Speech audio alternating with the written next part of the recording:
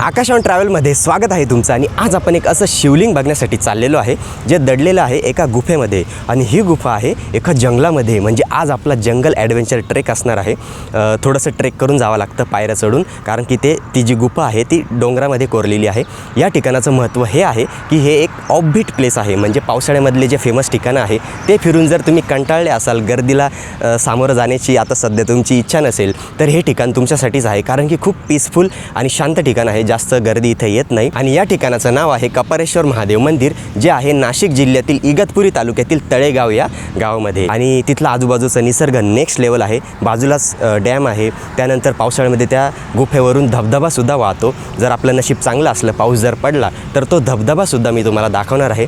तसंच त्या मंदिरापर्यंत तुम्ही कसं पोहोचू शकता, तसंच हे ठिकाण तुमच्यासाठी सेफ आहे की नाही, म्हणजे फॅमिलीला घेऊन तुम्ही जाऊ शकता की नाही, ही सुद्धा माहिती मी तुम्हाला या व्हिडिओमध्ये सांगणार आहे। तर बघू शकता मी आता बाईकने निघालेलो आहे। सोलो राईड आहे आजची आणि एकटाच आहे मी, कोणीच नाही सोबत।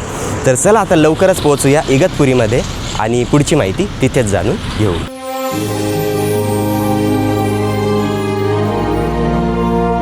पावसाचा प्रत्येक थेंब महाराष्ट्राच्या सौंदर्याला संजीवनी देतो।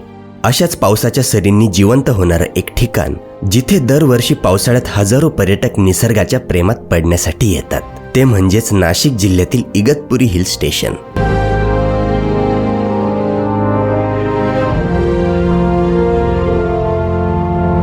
धुक्याच्या मिठीत हरवलेल्या दऱ्या, कोसळणारे धबधबे, हे ठिकाण निसर्गप्रेमी, ट्रेकर्स आणि भटक्यांचं आवडतं पर्यटन स्थळ बनले आहे। आणि याच इगतपुरीपासून अवघ्या काही अंतरावर असलेल्या तळेगाव गावात सह्याद्रीच्या कुशीत लपलेली एक अद्भुत गुफा आहे, जिथे विराजमान आहे कपारेश्वर महादेवांचे पवित्र शिवलिंग। या ठिकाणी पोहोचण्यासाठी सर्वप्रथम इगतपुरीमध्ये यावं लागतं। इगतपुरीला पोहोचणं अत्यंत सोपं आहे।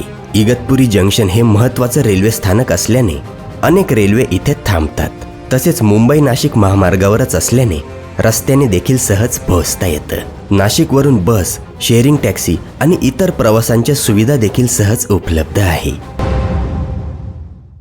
तर फायनली म्हणजे आता आपण येऊन पोहोचलेलो आहोत इगतपुरीमध्ये। म्हणजे इगतपुरी आपण क्रॉस केलेलं आहे। आणि जसं आपण इगतपुरीच्या थोडंसं पुढे येतो, तर हे बघा इकडे तळेगावकडे जाण्याचा रस्ता आहे। म्हणजे तुम्हाला हे स्पाइस डेला हॉटेल लागणार आहे, त्याला लागूनच इकडे तळेगावकडे जाण्याचा, म्हणजे कपारेश्वर केवकडे जाण्याचा रस्ता आहे।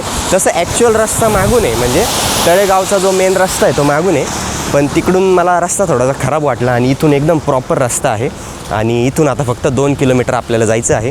म्हणजे जसं आपण घोटीचा टोल नाका आणि इगतपुरी गाव क्रॉस करून पुढे येतो ना, हे बघा इकडे पुढे कसारा घाटाकडे जाण्याचा रस्ता आहे, तर तिकडे न जाता तुम्हाला इकडे आतमध्ये जायचं आहे तळेगावकडे। हे स्पाइस डेला हॉटेल लक्षात ठेवा। तर मंडळी तिथून आता जवळपास मी 1.5 किलोमीटर पुढे आलो आहे। आणि हे बघा इथे आहे तळेगावचा डॅम, म्हणजे त्याचं गेट आहे। आणि इकडून आतमध्ये गेल्यानंतर आपल्याला लागेल डॅम। आणि हे बघा त्याच्याच बाजूला इथे बोर्ड लावलेला आहे कपारेश्वर महादेव गुफेकडे जाण्याचा रस्ता। म्हणजे हा जो डॅम आहे इथूनच लागून असं तुम्हाला पुढे 1 किलोमीटर जायचं आहे। आणि तिथेच तुम्हाला पायथ्याशी गाडी लावून मग ट्रेक करून जावं लागतं। तर इथपर्यंत रस्ता म्हणजे ठीकठाक होता, बघू शकता। म्हणजे असं दगड टाकून असं आहे, म्हणजे चिखल वगैरे नाही जास्त, त्यामुळे तुम्ही 4 व्हीलर किंवा बाईकने येऊ शकता, काही प्रॉब्लेम नाही। आणि हे बघा क्लायमेट कसं झालेलं आहे, पूर्ण धुकं आहे, फॉग आहे आणि आता पाऊस पण सुरू झाला आहे। आय होप की आपल्याला तिथे धबधबा पाहायला मिळेल, कारण की पाऊस चालू आहे। धबधबा असला तर मग मजा येईल, जमलं तर ड्रोन शॉट्स पण आपण बघू। फायनली म्हणजे आपण येऊन पोचलेलो आहोत कपारेश्वर महादेव मंदिराजवळ, म्हणजे जी गुफा आहे त्याच्या पायथ्याशी। आणि हे बघा इथे पार्किंग आहे आणि बरेच लोक आलेले आहेत, म्हणजे इथले स्थानिक मंडळी। आणि सगळ्यात महत्त्वाचं म्हणजे हे बघा इथे बाजूलाच आहे डॅम, तळेगावचा हा छोटासा डॅम आहे। आत्ताशी पावसाळ्याला सुरुवात झाली म्हणून भरायला सुरुवात झालेली आहे, त्या बाजूलासुद्धा आहे। आणि क्लायमेट बघू शकता तुम्ही, हे बघा सगळीकडे धुकं आहे आणि हलका हलका पाऊस चालू आहे। तर मंडळी बघू शकता, बघा तिथे रस्ता आहे। सध्या आता धुक्यामुळे तुम्हाला दिसणार नाही, पण आपल्याला असं तिकडून जाऊन मग त्या गेटमधून मग पायऱ्या चढून वरती जायचं आहे। तर मंडळी हे बघा आता इथून असं पायी चालत आलो आहे। आणि हे बघा इथे आहे कमान, आणि इथूनच आपल्याला आता ट्रेक करून जायचं आहे। म्हणजे जास्त मोठा ट्रेक नाही आहे, 15 ते 20 मिनटाचा ट्रेक आहे। आणि स्टार्टिंगपासून एंडपर्यंत पायऱ्या आहे। आणि गावकऱ्यांनी चांगला विकास केलेला दिसतो आहे। आणि सतत पाऊस चालू आहे, हलका हलका पाऊस, आणि जास्त गर्दी नाही, त्यामुळे मजा येत आहे। तर हे बघा कमानीमधून आतमध्ये आलो आहे आणि असा परिसर आहे। आणि हे बघा इथे बाकडेसुद्धा ठेवलेले आहे, तर इथे तुम्ही बसू शकता। तसं पावसाळ्यात कोण बसणार आहे, पण हे बघा इथून ट्रेक सुरू होतो आणि आपल्याला या डोंगराच्या माथ्यावर जायचं आहे. मस्त वातावरण आहे, मजा येत आहे खूप आणि सगळीकडून असं पक्ष्यांचे मस्त आवाज येत आहे, प्राण्यांचे आवाज येत आहे. आणि इथली मला एक इंटरेस्टिंग गोष्ट काय वाटली माहिती आहे का, इथली डेव्हलपमेंट म्हणजे गावकऱ्यांनी इथे इतकी जबरदस्त डेव्हलपमेंट केलेली आहे. आणि सगळ्यात महत्त्वाचं म्हणजे सगळीकडे अशा पाट्या लावलेल्या आहेत, निशाणं लावलेले आहेत, म्हणजे तुम्ही रस्ता चुकूच नाही शकत. तर मंडळी बघू शकता अशा प्रकारचा रस्ता आहे, म्हणजे सगळीकडून असं जंगल आहे, पण घाबरण्यासारखं काही नाही आहे, कारण की खालीच गाव आहे आणि सतत इथे कोण ना कोणी येतच असतं. पण तरी सोलो जर येत असाल तर काळजी घ्या, कारण की जंगली जनावरांचं काही सांगू शकत नाही. आणि सगळ्यात महत्त्वाचं म्हणजे आता आहे ना 4 वाजत आलेले आहे आणि इथं खाली बॅक वॉटर आहे, म्हणजे डॅम आहे. तर अशा ठिकाणी जंगली जनावरं ना पाणी पिण्यासाठी येतात, त्यामुळे आपल्याला पण लवकर खाली यावं लागेल. तर हे बघा थोडंसंच पुढे चालत आल्यानंतर आता इथून पायऱ्या लागलेल्या आहेत आणि इथपर्यंत असा रस्ता होता.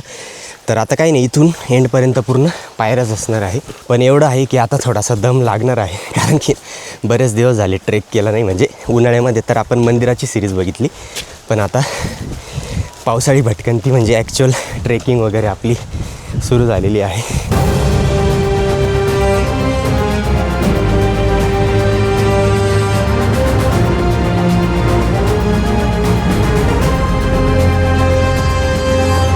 तर मंडळी आता एका अशा पॉईंटवर येऊन पोचलो आहे. बघा इथे बोर्ड लावलेला आहे वॉटरफॉलकडे जाण्याचा रस्ता, आणि हा रस्ता जातो वरती केवकडे. हे बघा इथून दिसतो पण आहे धबधबा, आपल्याला तिथे जायचं आहे.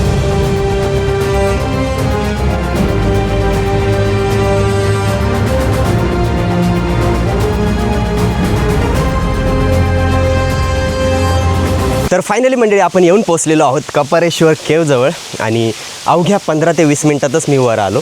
आणि हे बघा इथे एंट्री गेट आहे. जसं आपण गेटमधून आतमध्ये येतो तर हे बघा असा परिसर आहे. इथे बसण्यासाठी असे बाकडेसुद्धा ठेवलेले आहे, तर तुम्ही इथे बसून मस्त निसर्गाचा आनंद लुटू शकता. हे बघा समोर व्ह्यू बघू शकता तुम्ही, जबरदस्त व्ह्यू झालेला आहे, म्हणजे शब्दात व्यक्त नाही करू शकत. आणि तिथे धबधबा आहे, अगदी मंदिराच्या म्हणजे वरतूनच तो धबधबा वाहतो, ते बाकडे आहे. आणि जसं आपण इथे जातो त्या तिथे आहे शिवलिंग. तर आता सध्या आपण शूज घातलेले आहे, त्यामुळे लगेच जाऊ नाही शकत. परिसर किती जबरदस्त आहे आणि समोरचा हा निसर्ग. आता सध्या तरी मी इथे एकटाच आहे, जितके जण इथे आलेले होते ते आता खाली उतरले. आणि पाऊस तर बऱ्यापैकी थांबला आहे, पण धुकं खूप आहे. माझ्या मागे बघू शकता धुकं खूप आहे. आणि मला वाटलं होतं धबधबा नसेल, पण तुमचं नशीब चांगलं आहे की धबधबासुद्धा आपल्याला पाहायला मिळालेला आहे. तर हे बघा आता गुफेच्या आतमध्ये आलेलो आहे, आणि जसं आपण आतमध्ये येतो इथे छोटीशी घंटी लावलेली आहे. इथे कासवाचं शिल्प आहे, आणि जसं आपण पुढे येतो तर हे बघा भोलेनाथाचं हेच शिवलिंग आहे, ज्याला कपारेश्वर म्हणतात. आणि हे बघा त्याच्या समोरच इथे नंदी शिल्पसुद्धा आहे.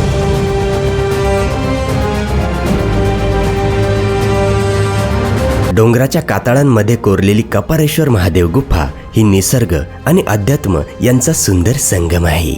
हे ठिकाण वर्षानुवर्षे स्थानिक भाविकांच्या श्रद्धेचं केंद्र बनलं आहे. गुफेच्या आत विराजमान असलेलं भगवान शिवांचं पवित्र शिवलिंग मनाला शांतता आणि प्रसन्नतेची अनुभूती देतं.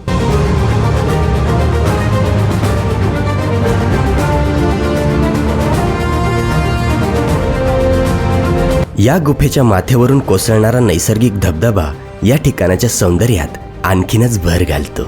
धबधब्याच्या पाण्याचा आवाज, आजूबाजूला पसरलेली हिरवाई आणि गुफेतील शांत वातावरण हा संपूर्ण अनुभव मनाला एक वेगळ्याच विश्वात घेऊन जातो.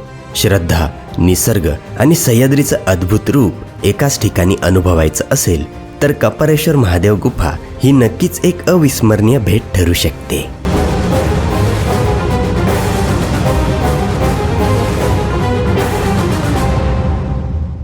तर बघू शकता खूप मोठी गुफा आहे, आणि हे बघा पाणी पण खूप वाहतं इथे. तसं काही भीती तर नाही आहे, खूप ॲक्च्युली छोटी गुफा, त्यामुळे वाकून जावं लागतं. तर अशा प्रकारे आपलं दर्शन पण झालं. पण आता पाऊस खूप सुरू झाला आहे, त्यामुळे मला तुम्हाला ड्रोन शॉट्स दाखवायचे होते. आय थिंक आता ते आपण घेऊ नाही शकणार, कारण की पावसाचा जोर खूप वाढला आहे. आणि आता आहे ना संध्याकाळ होत आलेली आहे, तर संध्याकाळी कसे अशा गुफेमध्ये ना जंगली जनावरं लपायला येऊ शकतात, माहीत नाही, कारण की इकडे असं कोणी थांबत नाही ना, त्यामुळे आपण आता पटकन जाऊ खाली. तर फायनली मंडळी अशा प्रकारे आपण कपारेश्वर महादेव गुफा बघितलेली आहे, आणि मी थेट घरी आलो, कारण की नंतर इतका जबरदस्त पाऊस सुरू झाला की मला कॅमेरा काढायला चान्सच नाही भेटला. वादळ वारं सुटलं होतं, त्यामुळे मी सगळ्यात आधी गाडी काढली आणि घरी आलो. म्हटलं घरी आल्यानंतर तुमच्याशी गप्पा मारू. तर मस्त ठिकाण आहे, तुम्ही तर बघितलं. सगळ्यात महत्त्वाचं म्हणजे काहीच रिस्क नाही आहे. तुम्ही फॅमिलीसोबत आरामशीर जाऊ शकता, लहान मुलांनासुद्धा घेऊन जाऊ शकता. रस्ता खराब वगैरे नाही आहे, पायऱ्याच आहे पूर्ण. आणि सोलो ट्रेकसुद्धा करू शकता तुम्ही. तर बघितलंच, मी एकटाच गेलो होतो, काही रिस्क नाही आहे. हां, रिस्क फक्त एवढंच आहे की संध्याकाळच्या आत या, कारण की गुफा आणि पाण्याचं ठिकाण, या ठिकाणी जंगली जनावरं संध्याकाळी येऊ शकता. म्हणजे सांगू नाही शकत, कारण की रिमोट एरिया आहे. जर सोलो जात असेल तरच काळजी घ्या. बाकी एकदम मस्त ठिकाण आहे. जर पावसाळ्यात तुम्हाला नवीन काहीतरी पाहायचं असेल तर हे ठिकाण तुमच्यासाठीच आहे. तर चला, आता जाण्याची वेळ झालेली आहे. असेच आता नवीन नवीन ठिकाणं आपल्याला या चॅनलवर पाहायला मिळणार आहे. त्यामुळे चॅनलला सबस्क्राईब करून ठेवा. आणि जर आजचा व्हिडिओ आवडला असेल तर व्हिडिओला लाईक करा, शेअर करा.